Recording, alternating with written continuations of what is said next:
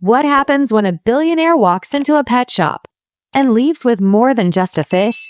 Maya was just an ordinary girl working to survive until a mysterious tycoon offered her the most unexpected deal, a flash marriage with no strings attached. But when love, lies, and power collide, will she rise to the occasion or get lost in his glittering world? This isn't just a love story. It's a battle between two worlds, and one girl's fight to prove that love doesn't come with a price tag. It was just another Monday morning in the heart of Seattle. The skies were overcast as usual, and the sidewalks smelled faintly of coffee and spring rain. Inside a small, cozy pet shop nestled between a laundromat and a bookstore, 24-year-old Maya Brooks stood behind the counter, her blonde hair pulled up in a messy bun and her apron stained with cat food and bird seed. Her day started like every other, feeding the hamsters, checking the filter in the fish tanks, and trying to convince customers not to buy rabbits as Easter gifts. She loved this job. It wasn't glamorous, but it was hers. And when you grew up in the foster care system like she did, having something that felt stable was rare. But her world was about to change, starting with the man who walked in that morning. He wasn't the usual customer. For starters, he wore a suit. A tailored, $1,000 suit that looked like it belonged in a Manhattan boardroom, not next to a tank full of turtles. He was tall, sharp-jawed, with deep brown eyes that scanned the store like he was searching for something or someone. "Can I help you?" Maya asked, pulling off her gloves. "I need a fish," he said flatly. She blinked. "A fish?" He nodded. "A goldfish. A big one. Orange. Something impressive." Maya frowned. "Impressive? For a goldfish?" He shrugged. "It's for my niece. Her birthday's today." "I forgot." My assistant said fish were low maintenance. Maya smiled despite herself. "A fish isn't exactly a grand birthday gesture." The man exhaled sharply. "She's 5. She thinks glitter glue is a life-changing experience. If fish will work." Maya led him to the tanks. "Pick one, I'll get it ready." "Which one would you pick?" he asked unexpectedly. She glanced at him, then pointed to a chubby orange fish with one fin slightly smaller than the other. "That one. His name's Pancake." The man raised an eyebrow. "Seriously? Seriously. He's got personality." He actually chuckled. "Fine. I'll take Pancake." As she boxed up the fish and wrote down the care instructions, she asked, "You don't seem like a fish kind of guy." "I'm not," he replied. "I'm more of a billion-dollar deal before breakfast kind of guy." She blinked. "Wait, you're?" He held out his hand. "Ethan Maddox, CEO of Maddox Holdings." Maya's jaw dropped. Everyone in Seattle had heard of Maddox Holdings. Real estate, hotels, tech, even fashion, he owned it all. She shook his hand slowly. "You're the Ethan Maddox?" "In the flesh." "What are you doing in this pet shop?" "I hate chain stores. Too sterile. This one feel real." She grinned. "We're very real here. We even have rats." He smirked, then handed her his credit card. "You're funny. You're rich." Touche. As he was leaving with Pancake in a fancy tank box, he turned around and said, "You know, I've been to 1,000 meetings this year. You're the only person who didn't fake a smile when I said my name." Maya shrugged. "I don't care about billionaires. I care about animals." He paused. "Would you have dinner with me?" Maya froze. "Are you serious?" "I don't joke. I also don't date much. But you seem interesting. I'm a girl who smells like puppy shampoo." He smiled. "And I'm a man who just bought a fish named Pancake. We're both strange. It could work." Maya laughed, then said yes. The fancy black car that picked Maya up outside the pet shop felt like something out of a movie. She'd spent most of her shift wondering if Ethan was serious or just bored.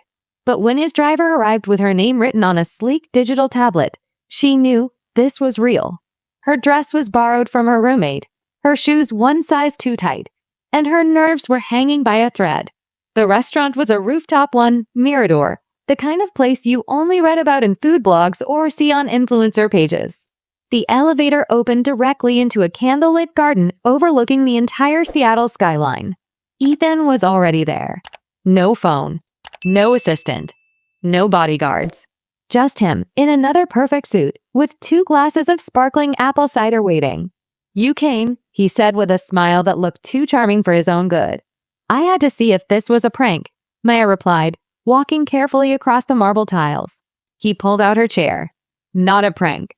Just a strange man with too much money and a goldfish named Pancake. She laughed. How's Pancake? Already ruling the Maddox penthouse. The dinner wasn't what she expected. There was no ego, no arrogance.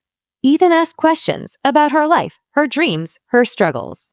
She talked about growing up in foster homes, about how she wanted to open a rescue center someday, and how the pet shop was her stepping stone. And for the first time in a long time, she felt seen.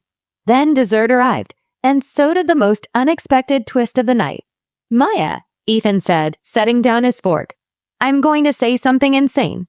And I know it's insane, but I need you to listen. She tilted her head.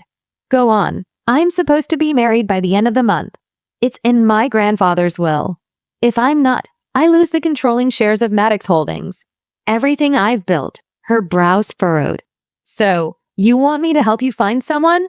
No, he said calmly. I want to marry you. The air left her lungs. What? I know it's ridiculous. We just met. But I'm tired of fake relationships. My ex only dated me for status. My lawyers are lining up suitable candidates as we speak.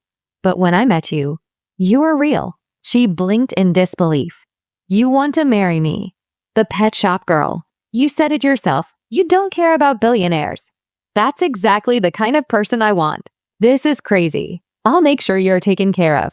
A prenup that protects you. You can keep your life. Or change it. It'll be a partnership. Public at first, and if you want out after 6 months, we'll end it. She stared at him, stunned. Say yes, he said, and I promise this won't be a fairy tale that ends at midnight. That night, Maya walked into her tiny apartment with her heels in her hands and a storm in her heart. A billionaire wanted to marry her, and part of her wanted to say yes. Not for the money, but because for the first time in her life, someone saw something valuable in her. By morning, Maya's name was everywhere. Breaking. Billionaire Ethan Maddox engaged to pet shop girl. WHO is Maya Brooks? Inside the flash romance that's breaking the internet. Gold digger or Cinderella? The world reacts to Ethan's surprise bride. Maya stared at the screen of her cracked phone as her social media notifications exploded. Her roommate, Lexi, was shrieking in the background, holding up a tabloid magazine that had a photo of Maya and Ethan leaving the restaurant the night before. This is crazy, Lexi cried. You're trending. People are saying you scammed him. Others think you're a runaway princess. I feel like I just stepped into a soap opera, Maya whispered. And it didn't stop there. By the time she got to the pet shop that morning, reporters were outside, flashing cameras through the glass. Her boss gave her an awkward smile and said, Maya, I think you should take a few days off. So she did. And by noon, a black SUV pulled up outside her building. Ethan was calm as ever, dressed in a navy blue shirt and sunglasses. He reached out his hand as she stepped into the car. You okay? I'm being called a homewrecker by people I've never met. So no, but thanks for asking. He gave her a small smile. Welcome to my world. I didn't sign up for this kind of fame. You're brave, he said. Most people would have run by now. Maya shook her head. Still tempted, he took her to his penthouse, the one the world had seen in architecture magazines. It had marble floors, gold fixtures, and a private rooftop garden. And there was Pancake, swimming happily in a $3,000 fish tank. Nice to see at least one of us is stress-free, she muttered. Ethan offered her tea, then sat down beside her. We don't have to do this. We haven't signed anything yet. She looked at him. You're giving me an out. I told you from the beginning you'd have choices. Maya exhaled. I want to do it. Not for the money. Not for the press. But because I think there's something real here. Something worth exploring. He leaned in slightly. So we're doing this. She nodded. Let's get married. The wedding was a blur. It happened in a private garden on Ethan's estate, under soft fairy lights, with only 10 people in attendance. Maya wore a simple white dress. Ethan looked devastating in a black tux. There were no fancy vows. Just quiet promises, exchanged under the night sky. As soon as they said, I do, the world exploded again. Ethan Maddox is officially married, and the bride is a nobody. Flash wedding raises eyebrows across corporate America. Maddox board furious over marriage move. Will shares be affected?